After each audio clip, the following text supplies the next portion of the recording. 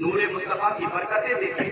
حضرت جابر کہتے ہیں آقا حضرت ابراہیم کو آپ کے نور کے صدقے میں بچایا گیا.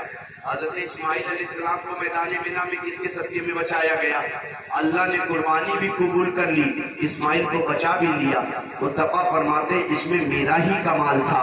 جس وقت حضرت اسماعیل کو میدان منا میں چھری حضرت ابراہیم نے چھری چلانا چاہا تھا, حضرت ابراہیم علیہ السلام کی چھری چلی نہیں, اللہ نے قربانی کو قبول کر لیا تھا.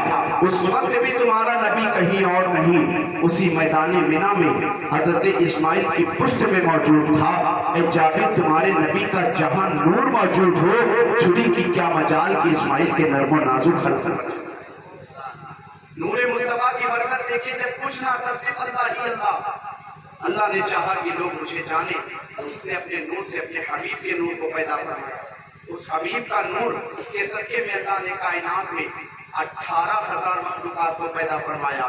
جب اس مقام پر اعلیٰ حضرت پہنچتے ہیں کہ اعلیٰ حضرت پہنچتے ہیں مصطفیٰ جان رحمت کے صدقے میں کائنات بنائی گئی, تو میرا امام پکار کر کہتا ہے آقا جب ساری کائنات آپ کے لیے ہے تو یہ آپ کا غلام عرض کرتا ہے زمین و زمان تمہارے لیے, مکین و مکا تمہارے لیے, چنین و چنا تمہارے لیے, بنے دو جہاں تمہارے لیے, بدن میں زبان تمہارے لیے, بدن میں حجاب تمہارے لیے, امائیں یہاں تمہارے لیے, اٹھے بھی وہاں تمہارے لیے. حضرت جابر نے جب پوچھا آقا اللہ نے کائنات آپ کے صدقے میں بنائی, یہ کائنات آپ کے نور سے چمک رہی ہے, آدم کی دعا آپ کے نور سے چمک رہی ہے, نوح علیہ السلام کی کشتی کو کنارہ آپ کے نور کے صدقے میں مل رہا ہے, ابراہیم کو آگ میں آپ کے نور کے صدقے میں چمکایا جا رہا ہے, اسماعیل کو میدان منا میں آپ کے نور سے چمک مل رہی ہے. تو میرا امام اپنے نبی کی بارگاہ میں عرض کرتا ہے آقا آپ نے کائنات کو چمکایا ہے, نبیوں کو چمکایا ہے. تو میرا امام پکار کر کہتا ہے آقا جب آپ نے سب کو چمکایا ہے تو میرا دل بھی چمکا دے. اور میرا امام پکار کر کہتا ہے چمک تجھ سے پاتے ہیں سب پانے والے, میرا دل بھی چمکا دے چمکانے والے, برستا نہیں دیکھ کر ابر رحمت, بدوں پر بھی برساتے برسانے والے. حضرت گرامی وقار آپ غور کریں اعلیٰ حضرت نے کتنی سو سال کی تاریخ کو سمیٹ کر اپنی شاعری میں ہم سنیوں کو سکھا دیا. اے سنیوں دیکھو مصطفیٰ کے نور سے کائنات چمک رہی ہے, مصطفیٰ کے نور سے آدم چمک رہے ہیں, مصطفیٰ کے نور سے نوح چمک رہے ہیں, مصطفیٰ کے نور سے ابراہیم و اسماعیل چمک رہے ہیں. تو میرا امام بھی کہتا ہے آقا دل کو چمکا دیا. اتنے بڑی بارگاہ میں میرے امام, اتنی بڑی بارگاہ میں میرے امام کہہ رہے ہیں کہ آپ کا دل کو چمکا دیا. کوئی ایسے ویسے کی بات ہوتی تو پاس سن کر ڈال دی جاتی. ایک عاشق رسول کی بات ہے, ایک مرد کلندر کی بات ہے, ایک درویش کی بات ہے. اعلیٰ حضرت فرماتے دل کو چمکاتے, اس لیے میرے امام فرماتے دل کو چمکاتے. دل ہی سے سارے معاملات طے ہوتے ہیں. دل چمکدار ہوتا ہے تبھی جا کر نمازوں کا لطف آیا کرتا ہے. دل چمکدار ہوتا ہے تبھی جا کر قرآن کی تلاوت سے انسان لطف اندوز ہو پاتا ہے. دل چمکدار ہوتا ہے تبھی انسان گناہوں سے بچا کرتا ہے.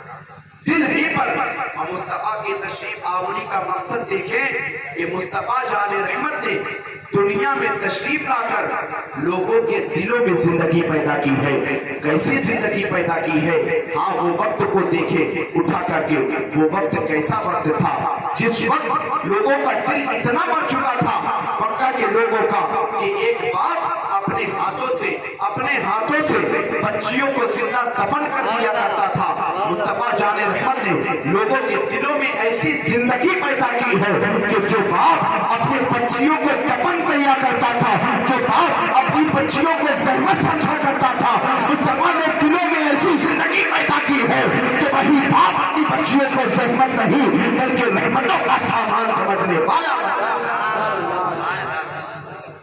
اس لیے مصطفیٰ جان رحمت کی محفل میں آنے والوں مصطفیٰ کا ذکر کرتے ہوئے بڑی بات ہے, مگر مصطفیٰ جان رحمت کی تعلیمات پر بھی عمل کرتے.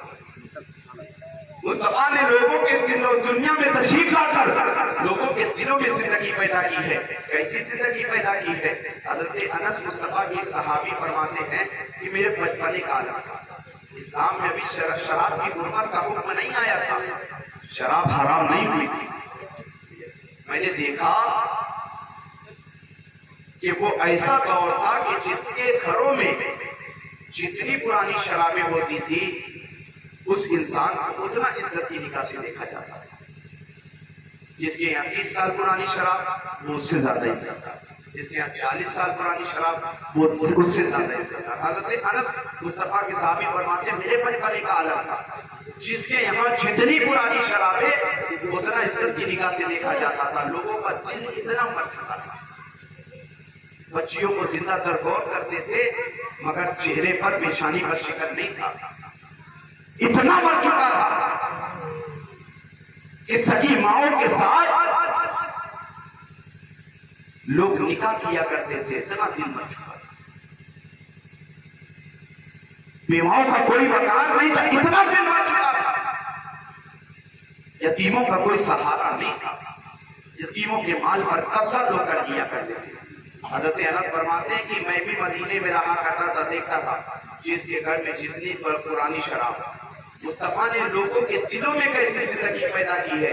حضرت انس فرماتے ہیں ایک دن میں مدینے کی گلیوں سے گھوم رہا تھا، میرے کان میں ایک صدا گئی، حرمت الخمر یا ایھا المسلمون، اے مسلمانوں آج سے تمہارے لیے شراب حرام ہو گئی ہے۔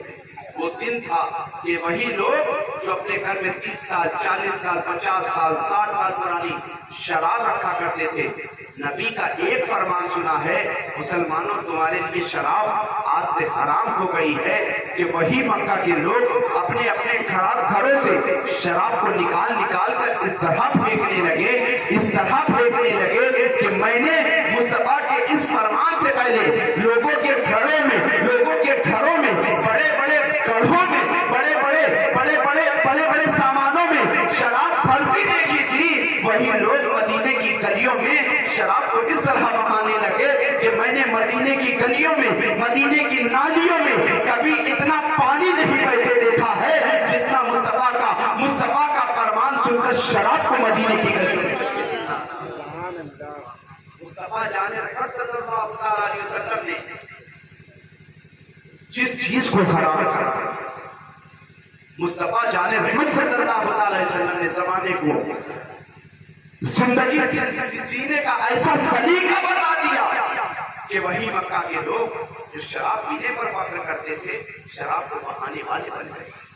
آج ہم بھی مصطفیٰ جان رحمت کے ماننے والے ہیں تو ہمیں بھی بات کا تحیہ کرنا ہوگا کہ مصطفیٰ کے ذکر کرنے سے صرف ہمیں کامیابی نہیں ملنے والی، مصطفیٰ کا ذکر کرتے ہو مصطفیٰ کی تعلیم پر اگر عمل ہو جائے تب سمجھنا تم ان محفلوں میں اتنے علماء کو بلا لینے سے تم یہ مت سمجھو کہ اطراف کے اور دور دراز کے ہم نے علماء کو بلا لیا ہماری محفل کامیاب، اس بات کی گارنٹی تو کوئی نہیں دے سکتا، نہ مولانا غفران صاحب، نہ حافظ ریاض صاحب، نہ مولانا ساحل صاحب، کوئی نہیں دے سکتا اس بات کی کہ یہ آ گئے تو یہ محفل کامیاب ہو گئی۔ ہاں اتنی گارنٹی تو میں بھی اور اہل اسٹیج سب دے سکتے ہیں کہ اگر اس محفل سے اٹھنے کے بعد ایک بندے نے بھی سچے دل سے توبہ کر لیا تو یہ محفل عرش معلیٰ سے بات کرتی ہوئی نظر آئے۔ ایک بندہ بھی اگر نمازی بن گیا، ایک بندہ بھی قرآن کی تلاوت کا عادی بن گیا، یار مسلمانوں ذرا سوچو تو صحیح ہے۔ آج ہم سے اپنی مسجد کے لیے قربانی نہیں مانگی جا رہی ہے، آج مسجدوں کی صفوں کو بھرنے کی تعلیم تمہیں دی جا رہی ہے، تم سے تمہارے نبی نے کیا مانگا ہے یار؟ ان فلسطین کے چھوٹے چھوٹے بچوں کو آپ سوشل میڈیا پر دیکھتے ہوں گے، چھوٹے چھوٹے بچے ہیں دشمنوں کی آنکھوں میں آنکھیں ڈال کر کے ان سے مقابلہ کرتے نظر آ رہے ہیں۔ اسی مسجد اقصیٰ کی حفاظت کے لیے لاکھوں مسلمان چھوٹے چھوٹے بچے 6 ماہ کے ظالموں نے قتل کر دیے، مگر ان کے حوصلوں میں کہیں کمی نہیں آئی۔ آج ہم کس وقت کا انتظار کر رہے ہیں؟ کیا ہماری مسجدیں ہماری مسجدوں میں تالے لگ جائیں گے تب ہم نمازوں کے پابند بنیں گے؟ اللہ کے کس عذاب کے ہم منتظر ہیں؟ اب کیسا عذاب ہم پر آئے گا یار؟ آج سے 2-3 سال پہلے کے حالات آپ اٹھا کر دیکھو، لاک ڈاؤن کا پیریڈ آیا تھا، ہر مسلمان چھوٹا ہو بڑا ہو جوان ہو بوڑھا ہو عورتیں ہو سب دہل گئے تھے۔ اس وقت کے حال یہ تھے ہم نے خدا کی قہر کی ایک چھوٹی سی جھلک دیکھی. اس وقت ہر آدمی نماز کی طرف بھاگا. حال تو یہ تھا کہ گورنمنٹ کی طرف سے پرمیشن نہیں تھی, 5 آدمی سے زیادہ مسجد میں نہیں جا سکتا ہے. تو 6 آدمی اگر امام نے اندر کر لیا تو امام صاحب سے لڑنے کو مسلمان تیار ہو جاتا تھا. آپ نے ہم کو کیوں اندر نہیں کیا؟ 6 آدمی سے آپ کی کون سی رشتے داری؟ اب تو یار تمہارے لیے کوئی فاؤنڈیشن نہیں. اس وقت آپ اتنے اٹاولے تھے, اب تمہیں کیا ہو گیا مسلمانوں؟ اب تم اللہ کی طرف سے کس عذاب میں مبتلا ہوئے؟ کیا تم پر آگ کی بارش ہوئے گی؟ کیا تم پر پتھر کا عذاب آئے گا؟ کیا تم پر پانی کا سیلاب آئے گا؟ خدا کی قسم ہماری کاہلی, کوتاہی اور بدعمالی کی وجہ سے ہم پر یہ عذاب آ چکا ہوگا. یہ تو نبی کی رحمت کا صدقہ ہے کہ اللہ کے مقدس نبی نے دیکھا کہ حضرت نوح کی قوم پر پانی کا عذاب آیا, پوری قوم ہلاک ہو گئی.